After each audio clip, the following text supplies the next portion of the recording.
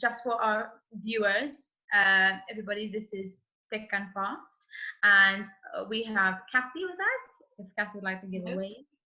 And Georgie on the other side. Fantastic. Thank you so much for taking the time to talk to us. It means a lot. We've seen your work and it was the source of a lot of laughter for us. So it means a lot to be able to hear your perspective and sort of get to know a bit where you guys are at the moment. But for those who don't know, we want to ask, who are you? What is Thick and Fast? Cool.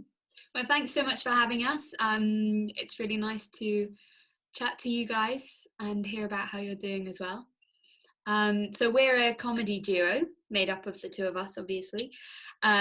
We devise comedy. Our first show, which we took to the Edinburgh Fringe last year and then to Soho Theatre, was about getting a foot onto the career ladder, and it was a physical comedy with lots of one-liners and things. Yeah, do you want to jump in, Georgie? Right, I'll pick up on that one. It's so weird not being in a room with Cassie saying this, because usually she's right next to me. But yeah, picking up on what Cassie was saying, our last show was about trying to get a foot on the career ladder and all about job interviews and that part in your life where you try and get onto a career path. It was something that we were both kind of experiencing at the time, and so we sort of, as a company, end up making and writing quite autobiographical work. That's great. And you guys have been a company for how long now? How long, Cassie? Like 2.5, 3 years? This is an anniversary, which we've forgotten. Yeah, I think it was November. Yeah, November 2017, 2018, maybe. 2017, yeah, it's 2017. Yeah. We started off with a residency at Theatre Delhi, and I had the residency for another show, which didn't end up going ahead. So I asked Georgie if she wanted to do something, and we brainstormed a load of things that we could potentially make a show about, some of which were like, I don't know, there was one about pregnancy, which neither of us have ever experienced. And Cassie, I remember Cassie saying, I've got this idea, we're in a giant womb. And I was like, I'm on board, definitely. Yeah.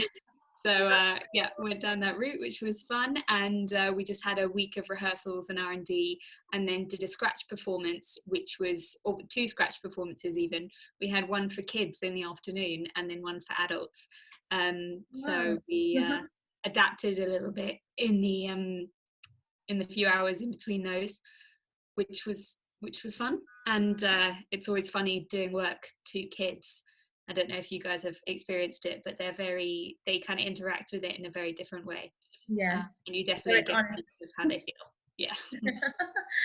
That's amazing. It's nice to hear, actually, as in we sort of similarly began like our work with just happened to fall upon an opportunity, and we just decided let's make something.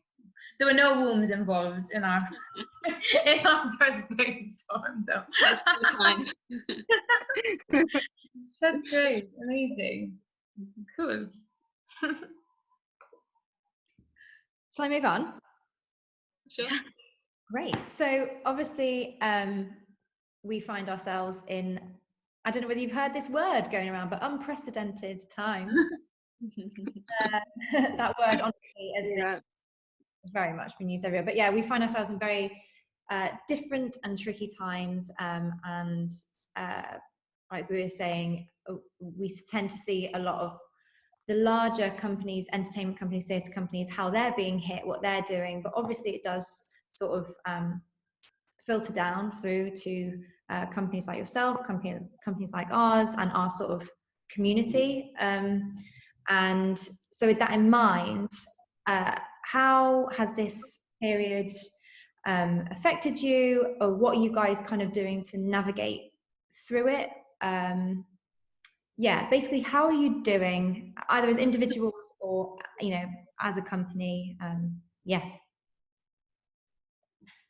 I think we found it, as everybody's found it, really hard, because it kind of started off as this thing that wasn't going to happen for a long time, or might not even be that serious, and now suddenly it's just this difficult situation of not knowing. I mean, we had a lot of exciting plans in place for this summer. We've missed a lot of gigs, and kind of like a lot of really exciting opportunities, but then when you know that everybody's in the same boat, you have to put it into perspective, and you do just have to sort of like we're lucky that we've sort of got each other, and we can support each other sort of emotionally, but yeah, it's really tough, I suppose. Just communicating and checking in on each other is a really important thing, and also not feeling like you're failing when actually you're just trying to navigate what's going on, really.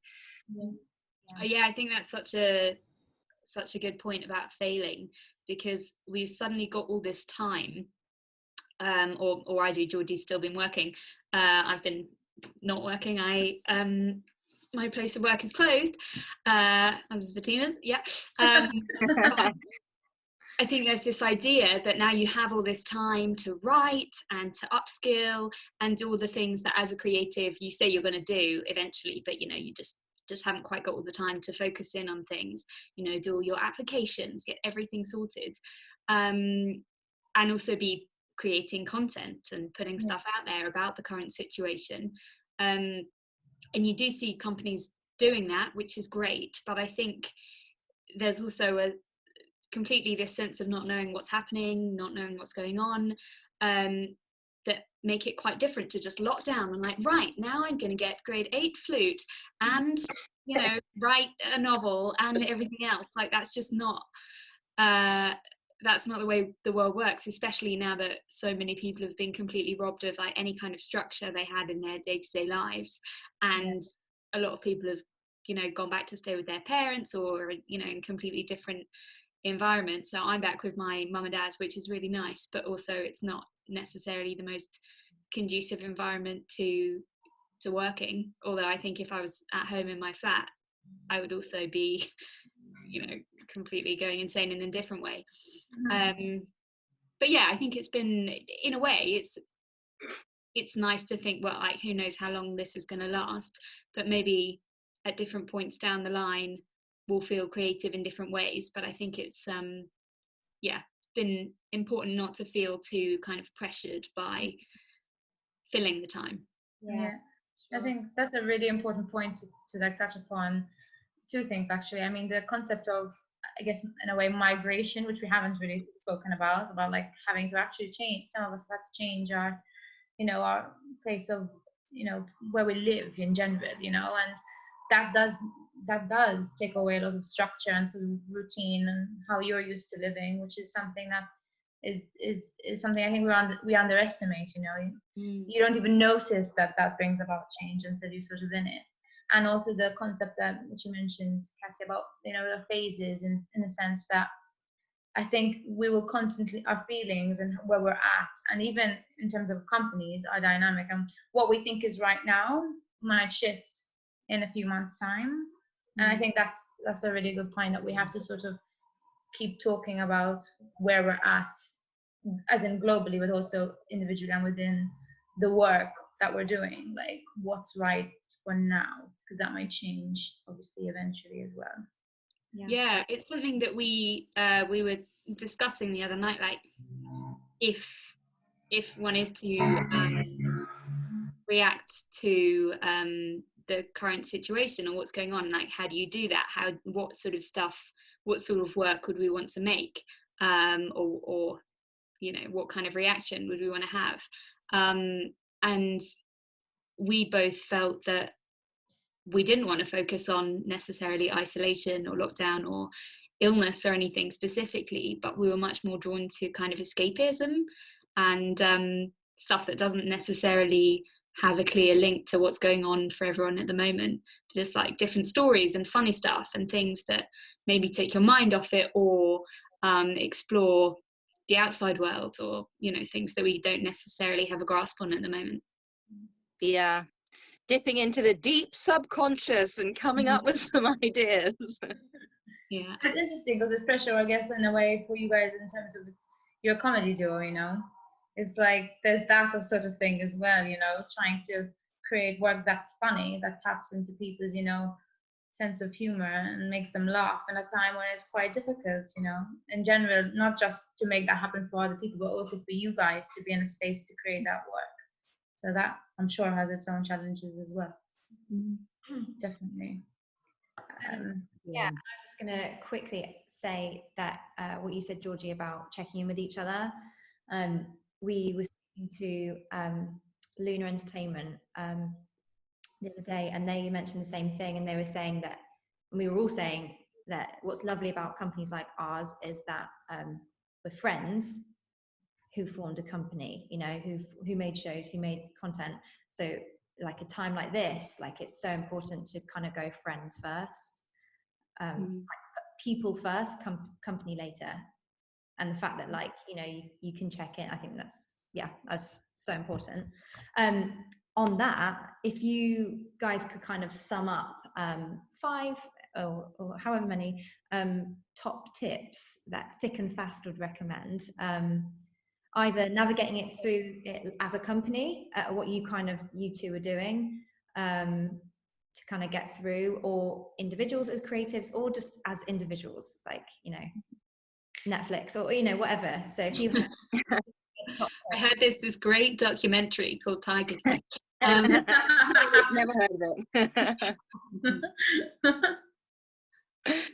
Or I'm gonna jump in and say that obviously, like, communication is just that one thing. Like, whatever you're thinking and feeling, it's so important to express it to the other person, because then you kind of know where you're at. Like, usually when you can see someone in person, you pick up on, you know, when you work with that person and you work with them physically, you communicate so many things subconsciously, whereas when you're doing it over Zoom or over the phone, you sort of have to be more explicit about maybe like how your day has been, or what's going through your mind, or how you're working that day.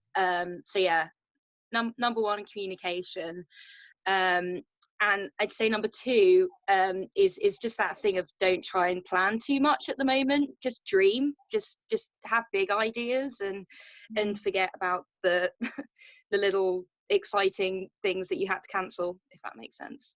Yeah, definitely. And trying not to be locked down to any specific timetable at the moment. Yeah. To too much of an extent, thinking, oh well, maybe, you know, if everything's changed by the end of the summer, then maybe this could happen. Yeah, I think you're right, Georgie. Just like, yeah, it's more about concepts at the moment, and but still, like, keeping an eye on the future and the fact that things will eventually change. Yeah. Cassie, we're gonna headline Glastonbury 2021, aren't we? Thick and Fast, Pyramid Stage. That's where we'll be. Definitely. We've been wanting to go to Glastonbury, so perfect timing. See you there. Our little known back catalogue of musical numbers. You heard it here first. I think that's a really great point. Like, I love what's been so nice about having these chats is that every company has had, like, there's been that like catchphrase, that line that would just really sits well with us, or a few of them really. And just that one, just hearing again, it's something that you tend to forget or lose focus. At the end of the day, yeah, what builds sort of, again, our industry or our careers is the fact that we are people that like to dream. We are people that like to create and to aspire.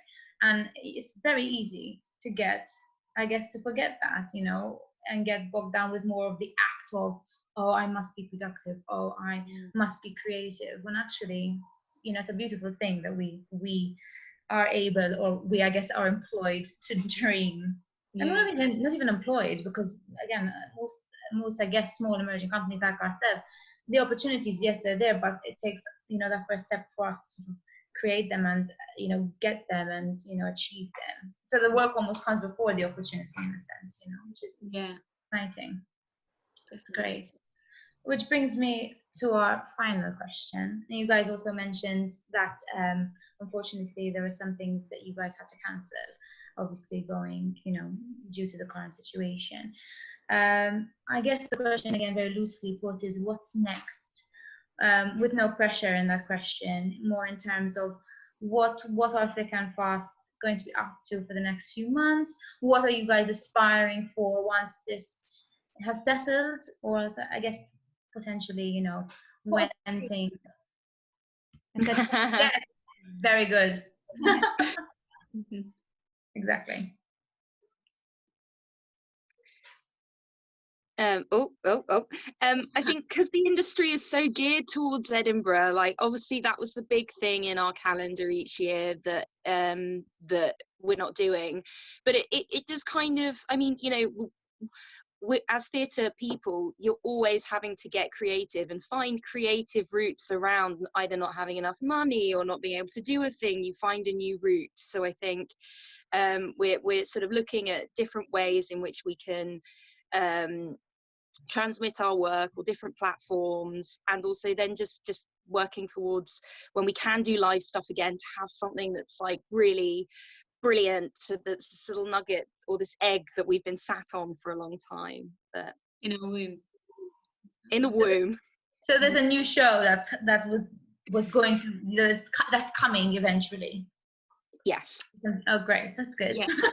Yeah. So the new show is about plants, and it's I suppose you could describe it as a love letter to plants in some ways, which seems to have taken on a bit of a different meaning since we're now all stuck inside all the time, and yeah, it's just about kind of getting out into nature. And we had planned a little weekend away, a little writing weekend, where we'd go and find some place with an amazing garden, or like maybe Kew Gardens or something, I don't know, or someplace out in the countryside, and just be immersed in plants and in gardening stuff for a while.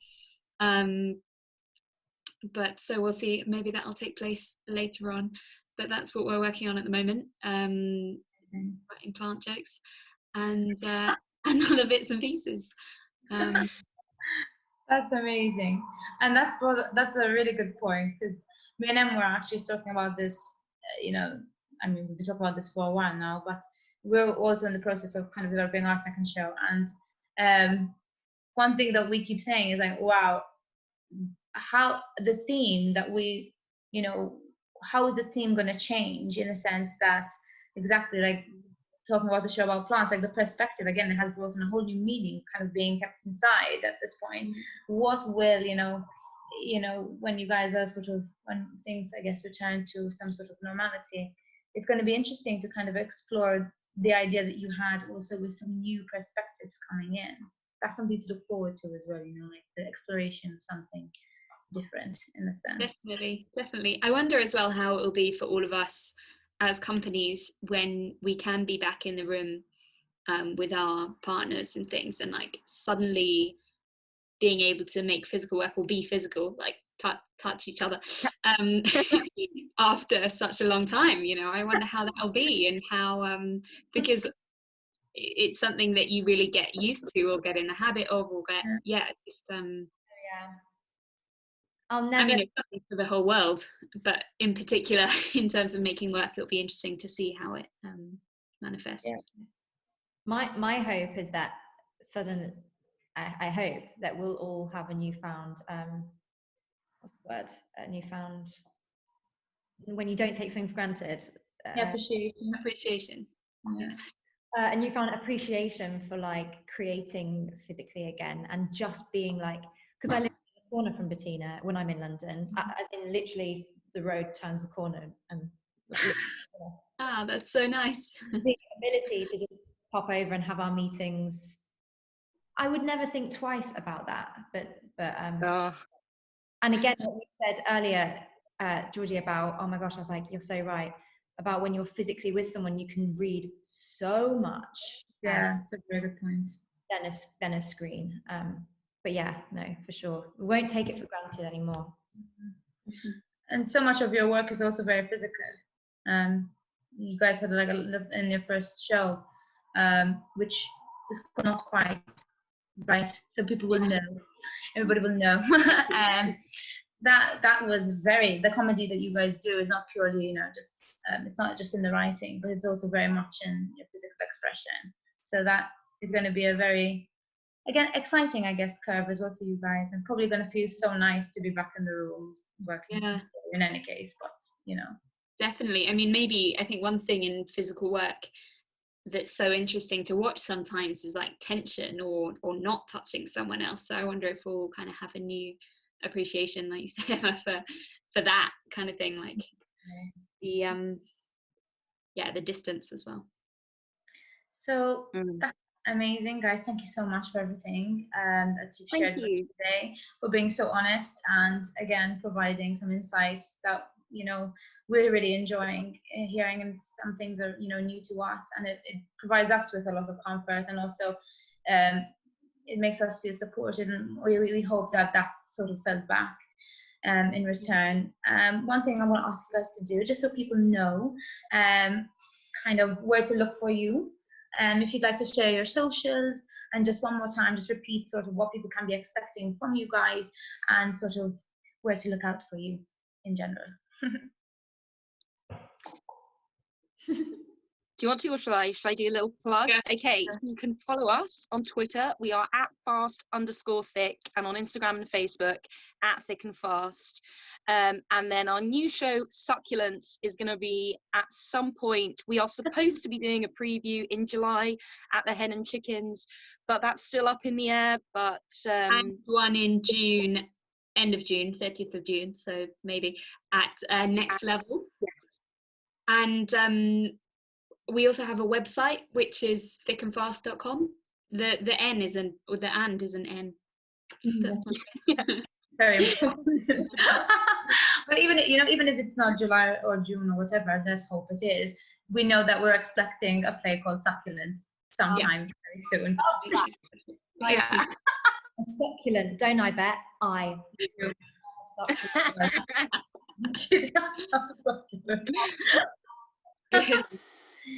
That's amazing. Thank you so much, both. It's been so lovely. Thank you. No worries. We'll speak soon. So take care. Thanks a lot. Bye. Bye.